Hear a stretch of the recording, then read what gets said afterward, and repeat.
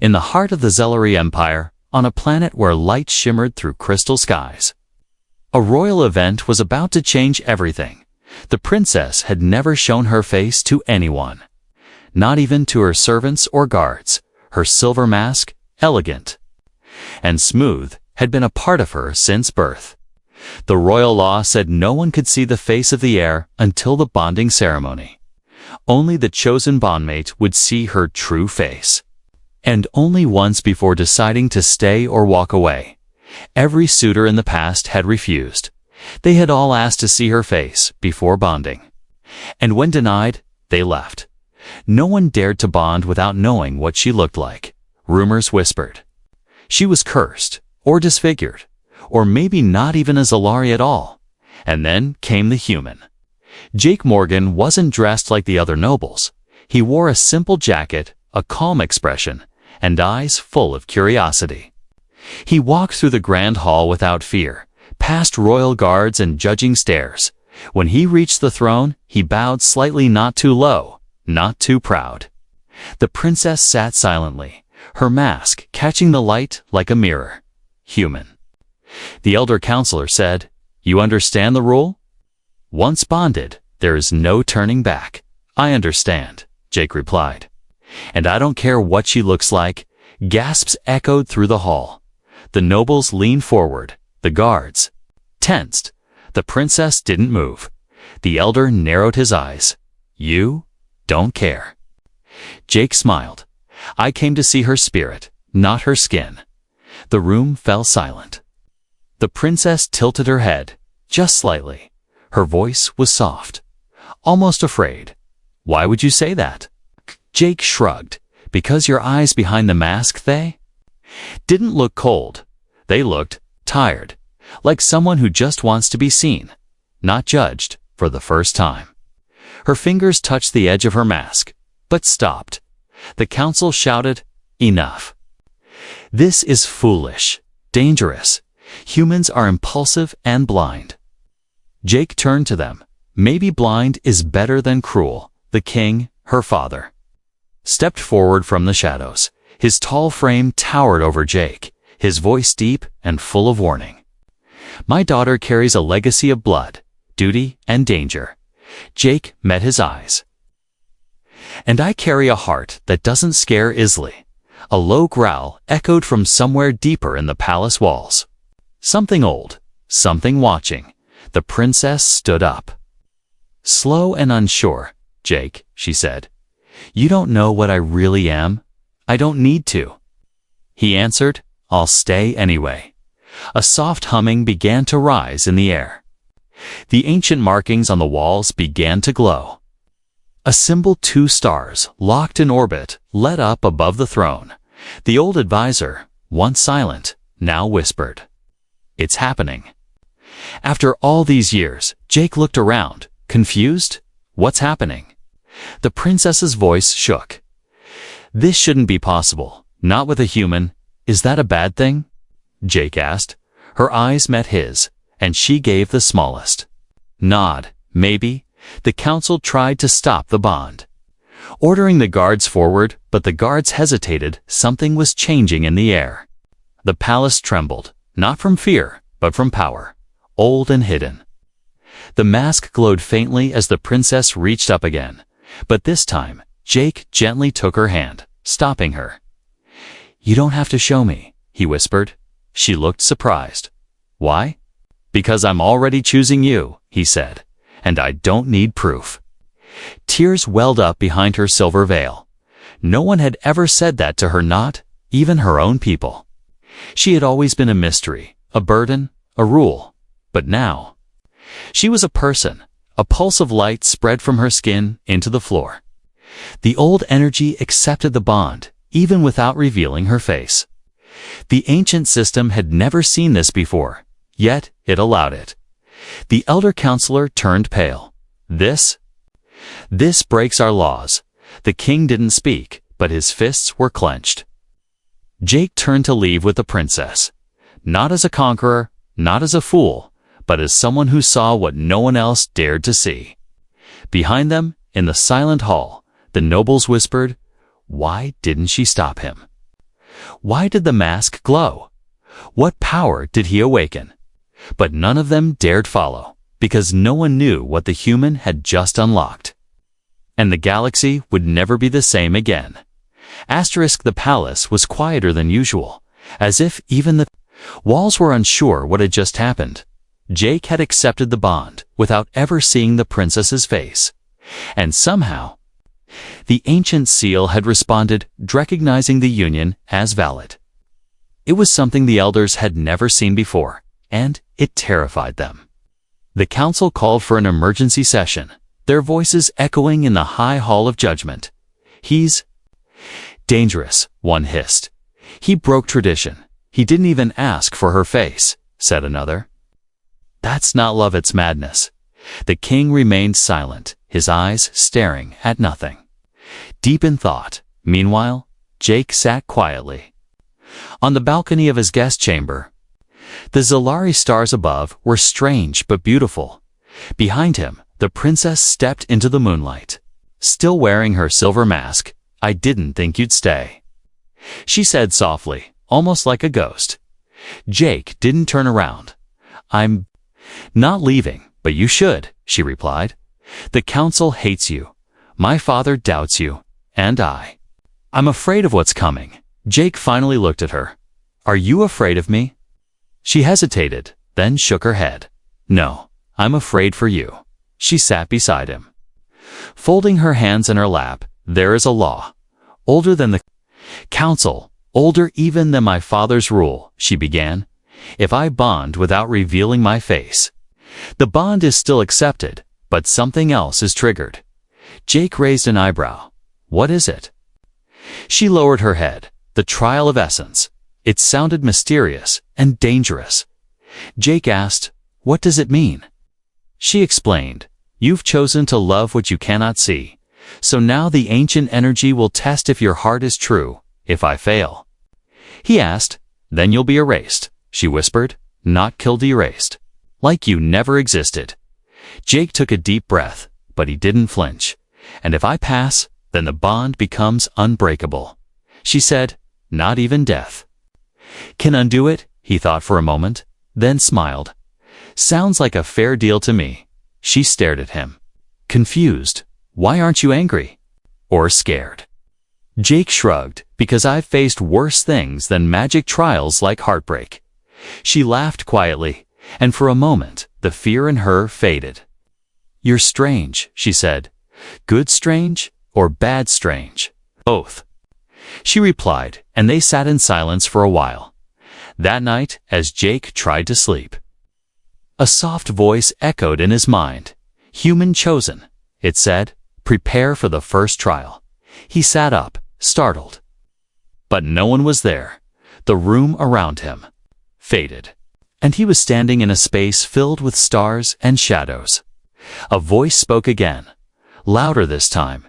"You have chosen what you cannot see. Now show us what you believe." Before him appeared 3 figures. All looked like the princess. All wore the same silver mask. One stepped forward. "Only one of us is real." Jake studied them, heart pounding. Their voices were the same, their movements almost perfect. But he closed his eyes and focused on something else, the feeling he had when the real princess spoke. The way her voice trembled with hidden courage. The way her words carried pain and beauty at the same time. He opened his eyes and walked to the one standing slightly behind the others. "You," he said. "You're the one who thinks she's not enough." The figure stepped forward and smiled. The other 2 vanished like smoke. "You have passed the first trial." The voice echoed again. Jake blinked and suddenly he was back in his bed.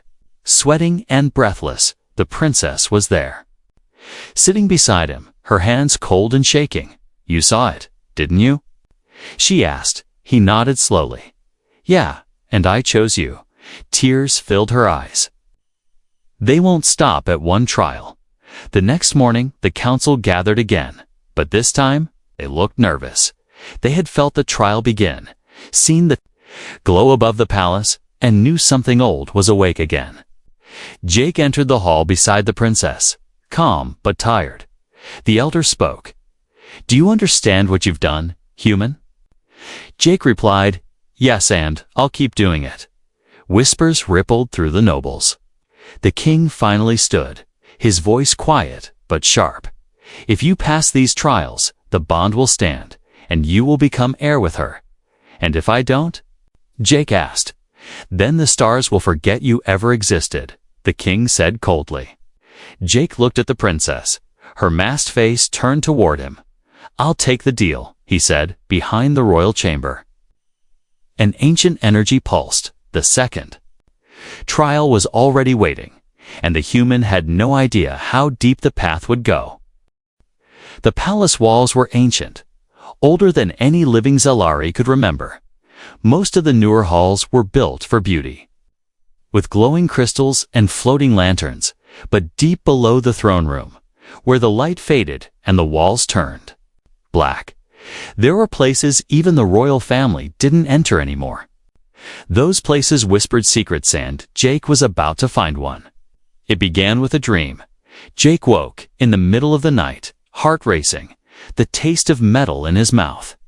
A voice had spoken to him in the dream, deeper than anything he'd heard before. "Come where the faces sleep," it had said.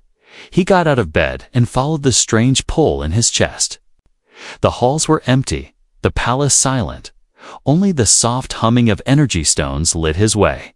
He walked past guards who didn't see him, as if the air had made him invisible, past the grand dining rooms, past the library, and then into a passage he hadn't seen before. It was narrow and cold, with no light, only his breath and footsteps. Symbols on the walls glowed faintly as he passed.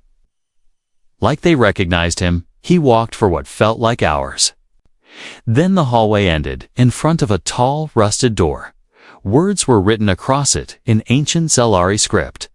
But somehow, Jake understood. The chamber of faces, only truth may enter. He touched the door, and it opened without a sound. Inside, the room was dark and circular, with a soft white mist hanging in the air, and around the walls were masks, hundreds of them, floating in silence. Each one was slightly different, some cracked, some glowing, some blank. In the center was a large stone table, and above it, a holographic mural. It was of the princess without her mask, but her face was blurred, shifting like the stars themselves were hiding it. Jake stepped closer, confused. Suddenly, the door slammed shut behind him from the shadows. A guardian AI activated, its voice cold and flat. Unauthorized presence detected. Jake held up his hands. "I didn't come to steal anything. You came seeking truth," the AI responded. "You shall receive it." The ground trembled slightly, and a ring of light surrounded him. "Prepare for the trial of origins," the AI said. The room changed, turning into a memory, the memory of the princess as a child. She was sitting alone in a dark room, crying softly. Her father stood nearby, speaking to the council. She must wear the mask forever, until the stars accept her blood. She is a mix of forbidden lineage. Another voice said, "If the people see her face, the empire will fall." Jake felt his heart tighten. They had locked her away not for protection, but for control. They had made her wear the mask, not because she was dangerous, but because they were afraid. The vision faded, and the chamber returned to silence. The AI spoke again. "Do you accept what she is?" Jake whispered, "I do." The AI paused, scanning him, then said, "Trial passed." A drawer opened in the table, revealing an old artifact, a small crystal, glowing blue. "Take this to her," the AI said. "She does not know it exists, but it belongs to her." Jake grabbed the crystal and turned to leave, but the door didn't open. He looked back at the floating masks, then at the mural, and then he spoke aloud. "She deserves to be seen." One of the masks, smaller than the others, began to glow. It floated down slowly and hovered in front of Jake. "I'm not afraid of her face." Jake said, "Not anymore." The mask dropped into his hand. Suddenly, The door opened. Light flooding the hallway once again, Jake stepped out of the forbidden chamber. Clutching the crystal in one hand and the glowing mask in the other, when he returned to his room, the princess was waiting. She had sensed something was wrong. "Where were you?" she asked, her voice trembling. "I found something you were never told about," he said, offering her the crystal. She stared at it like it was a ghost. This is my mother's." Tears formed in her eyes as she took it with shaking hands. "They told me it was lost forever." Jake nodded. "They lied to keep you small, to keep you masked." She looked at the mask he had brought back. "And this?" Jake handed it to her. "It's yours, but only if you want it." She touched it gently, then looked into Jake's eyes. "They're afraid of my bloodline," she whispered. "They should be." "Are you?" Jake replied, smiling. "Because you're going to change everything." Outside, the stars shifted slightly, and a storm began to rise across the galaxy. The truth had been buried for too long, but now it had begun to surface and the human was leading the way. The palace was preparing for the most sacred event in Zalari tradition. The official bonding ceremony between the princess and the human was only a day away.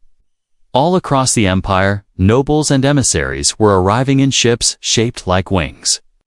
A fire they came to witness what no one believed would ever happen: a human bonding with a royal heir without ever seeing her face. The council tried one last time to stop it. "This is a mistake," one of them growled. "He's not one of us." But the king raised his hand for silence. "He has passed 2 trials," he said calmly. "The laws accept him, even if we do not." The princess stood at the window of her private chambers, her silver mask in her hand. Her eyes watched the stars, but her thoughts were heavy. Behind her, Jake entered the room, quiet as always. He didn't speak at first, just stood beside her, waiting. "I've been wearing this mask my whole life," she whispered.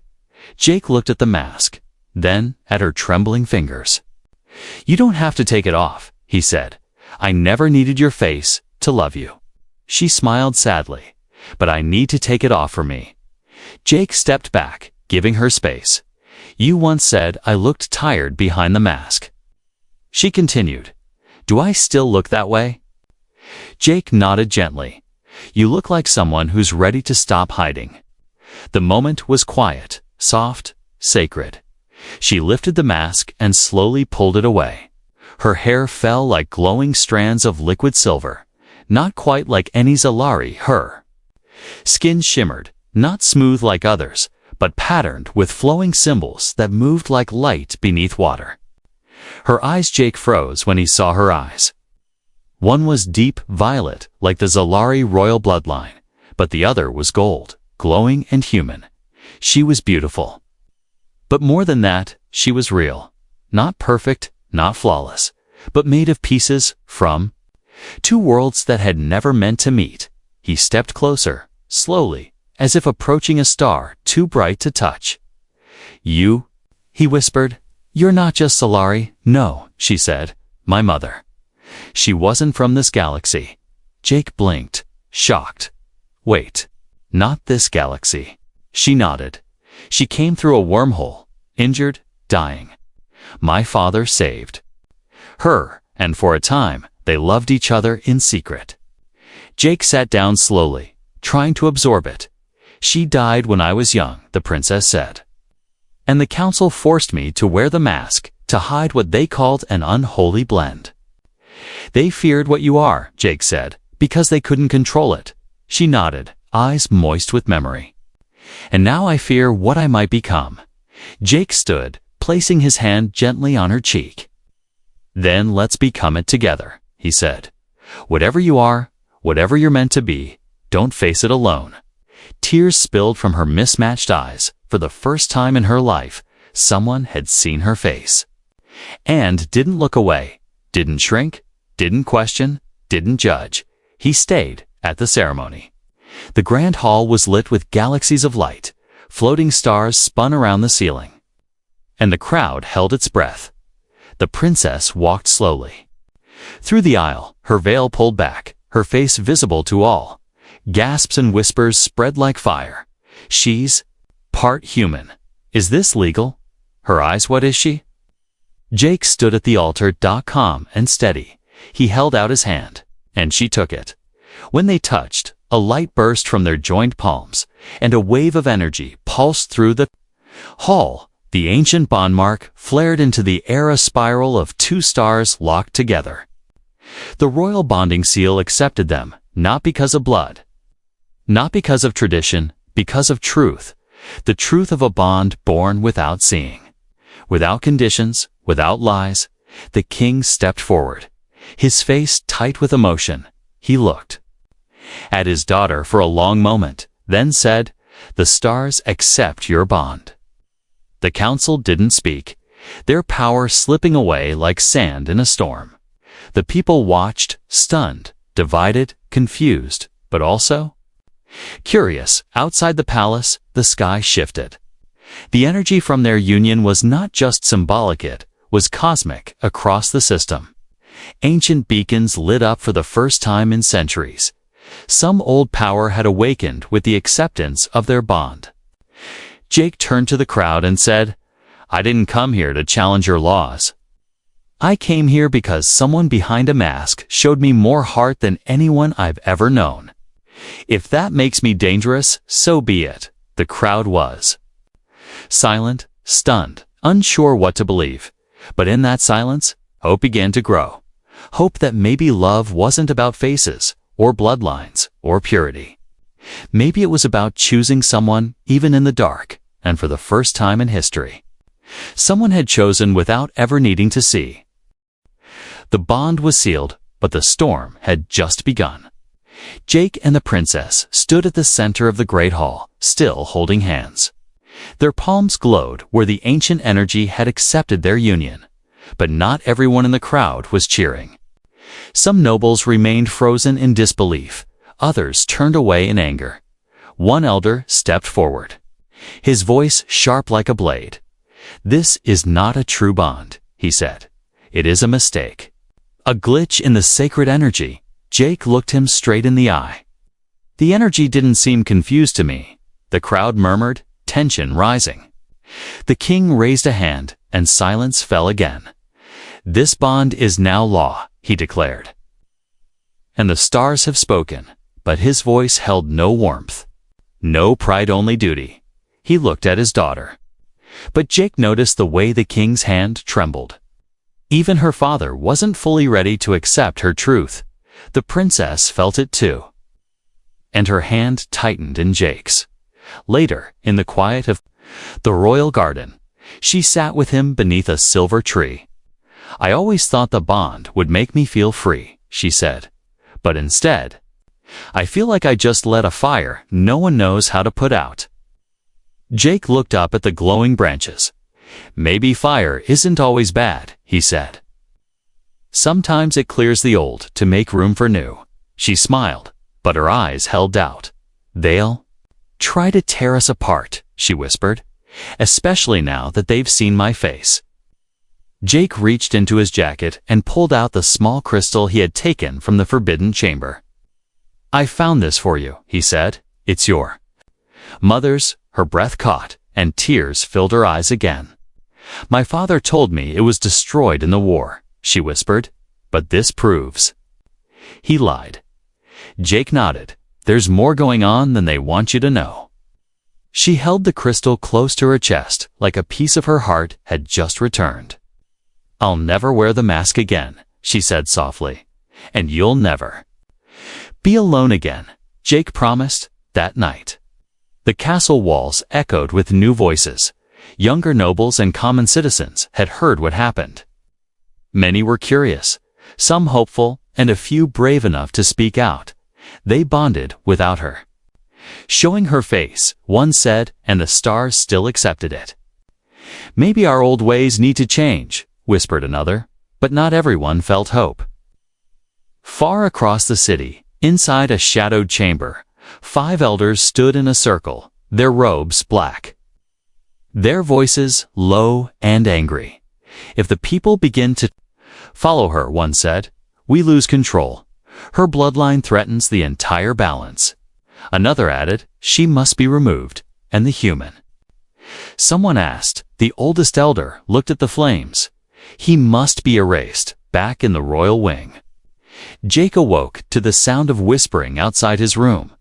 He opened the door to find a young servant girl shaking with fear. "They're coming for you," she said. "They've sent the Black Guard." Jake's heart pounded. He ran to the princess's room, only to find it empty. Panic rose. But then a soft voice called to him from the corridor. "I'm here," she said, stepping from the shadows, dressed in travel robes. "We need to leave." They slipped through secret tunnels that twisted beneath the palace, old routes used during wartime, long forgotten by most. As they ran, Jake asked, "Where are we going?" She held up the glowing crystal to my mother's temple. Hidden beyond the Black Mountains, Jake didn't hesitate. "Lead the way outside the palace." Guards stormed into empty rooms, shouting in confusion, but the stars above remained calm, as if watching over the two souls who had dared to choose each other, even when the world turned against them. They rode a hoverbeast across the rocky cliffs, the wind sharp and cold. The princess leaned close, her voice barely a whisper. "I don't know what we'll find there," she said. Jake smiled. "Doesn't matter."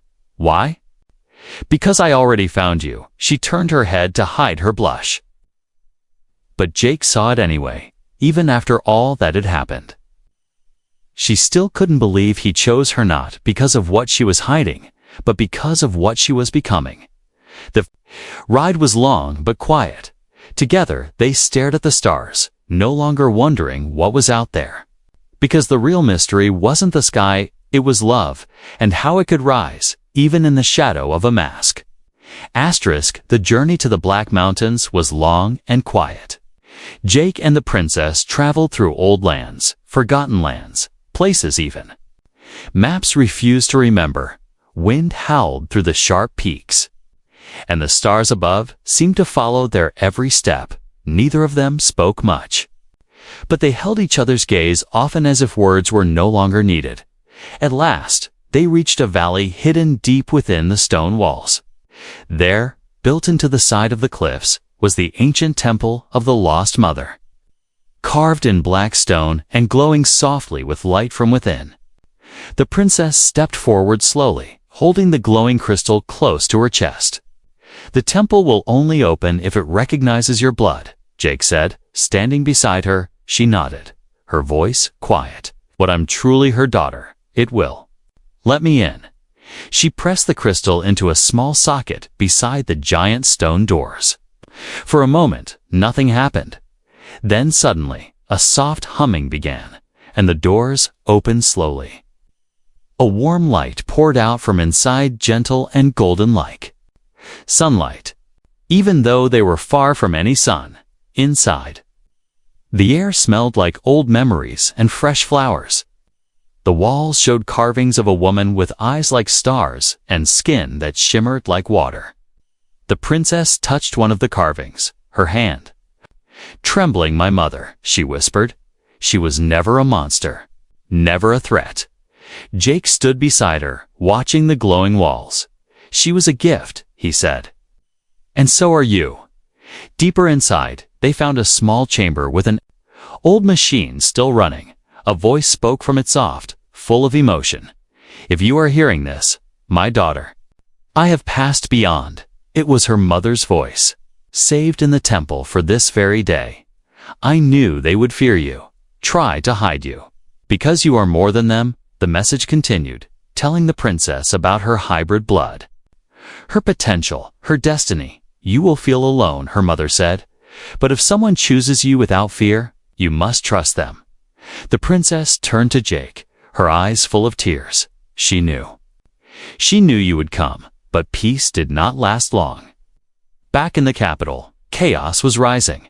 The people had heard rumors of the princess running, of the human vanishing. Some believed the bond had been a trick, a spell. Others believed the Council had betrayed the royal line. Young Zalari gathered in hidden halls, sharing footage from the bonding ceremony. They watched Jake speak, watched the stars react, and saw the mask fall. And for the first time, they didn't see a monster. They saw truth. This is wrong. One said she should be our queen. She's real, said another. Not perfect. Not cold nut like the others. Soon. Thousands of young voices began to rise. They painted her face on the walls half Selrai, half glowing gold. They carried her name through the streets. The council panicked. They're calling. Heard the Starblood, one elder shouted, "We must stop this." The Blackguard was sent to silence the protests, but it only made things worse. Crowds grew, louder, stronger, more united. They were not afraid anymore. In the temple, Jake and the princess felt the change. Through ancient sensors, they saw the capital in flames, heard the voices chanting, "Long live the Starblood! Down with the mask, truth over tradition, they're rising for you." Jake said, surprised, "No." The princess whispered, "They're rising for what's real." Aye. A hidden door opened behind the chamber, revealing a storage room filled with old weapons. But not weapons of war, symbols of peace, relics of her mother's time. They believed unity was possible once. She said, holding up a glowing staff. "Then let's believe it again," Jake said, taking one of the symbols too. They stepped out of the temple into the mountain winds. It was time to return. Back in the capital, the king stood on the high balcony. Smoke rose from the streets, but he could not see his daughter. He thought of her smile as a child, before the mask, and he wondered had he made her hide too long. Then came a rumble in the airships, moving fast, not warships, but transports carrying citizens. Students, elders, and even some guards. They had followed the trail to the mountains, to the temple, and when they saw her standing there with Jake, holding her mother's light, they knelt, not because she was perfect, not because she was royal, but because she was truth, and truth had returned with her. The revolt was no longer a fight. It had become a movement, a flame that could not be put out, and at the center stood a princess who no longer needed a mask. The people had spoken, not with weapons, but with belief. They had followed the princess across mountains and silence, through fire and fear. Now, they gathered before her temple, kneeling in peace, holding glowing lights in their hands, lights that once represented loyalty to the crown, now shone for her the truth behind the mask. The princess stood high on the mountain steps beside Jake. Wind swept through her hair, her face unmasked, uncovered, unafraid. She no longer wore silk gowns or heavy jewelry. She wore a simple robe of her mother's colors, half Solari blue, half radiant gold. Jake held her hand tightly. She glanced at him and smiled, but he saw the storm still behind her eyes. "They followed me," she said, "but they still don't understand me." Jake replied, "Then help them understand." She stepped forward, her voice soft but clear, echoing through the cold air. "I was never meant to rule," she began. "At least, that's what they told me. They said my face was a curse, that my blood was broken. But look around," she said, her voice growing stronger. "Does broken blood inspire thousands to rise without violence? Does a cursed face bring people together?" The crowd was silent, listening closely.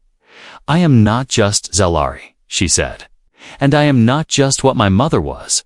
I am something new, and I will no longer hide." Cheers rose, some loud, some tearful. Jake watched the people's eyes, some full of hope, others still full of doubt, but none of them looked away this time. Not from her, not from the truth, far above the temple. A council warship hovered in the clouds. Inside, the elders argued, shouting over one another.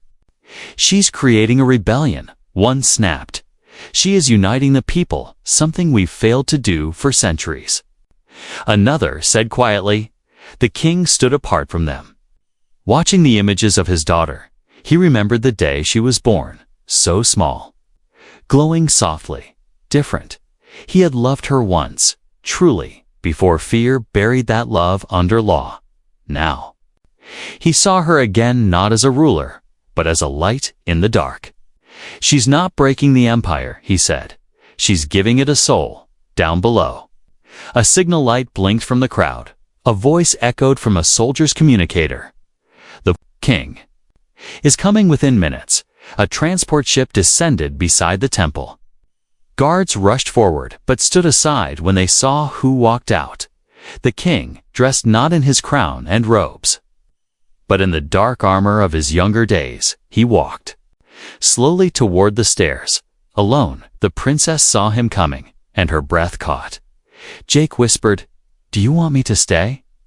She squeezed his hand. Yes. The king stopped before her. Looking up into her uncovered face, the moment stretched like the space between stars. Then, slowly, he dropped to one knee. "I failed you," he said softly. As a father and as a king, gasps rose from the crowd. Even the sky seemed to pause. "I feared what you were because I didn't understand it," he continued. "But this galaxy needs something new. Someone who leads not with pride, but with truth." He stood again and placed the royal crest into her hand. "If you choose to rule, you will do so not as a copy of me, but as you." Tears rolled down her cheeks, but she didn't look away. "I don't want to rule," she said. "I want to heal." "Then do it," he said, and stepped aside. The princess turned to the crowd again. "I will not wear a crown," she said. "I will wear no mask. If I lead you, it will be not from a throne, but from beside you." The crowd rose. Thousands of voices becoming one. They didn't shout orders. They didn't chant power. They simply spoke one word, over and over: Star Blood. Jake stepped forward, standing at her side. The wind calmed, the sky opened, and from the horizon, ships began to appear. Ships not of war, but of peace. Delegates from other worlds had come, drawn by the news of a human bonding with a veiled princess. They had come expecting conflict, but instead found unity. The stars above seemed brighter. Now, the energy that once tested their love now embraced it. Jake looked at her, his voice soft. "Are you ready?" She smiled. "I was always ready." And so they walked down the mountain together. Not as rulers, not as rebels, but as two people who chose each other when no one else dared to look beyond the mask. In the stories that followed, people did not speak of her hidden face. They spoke of her open heart. And the human who saw it first, they did not remember the mask. They remembered the moment she removed it tanned. The world changed.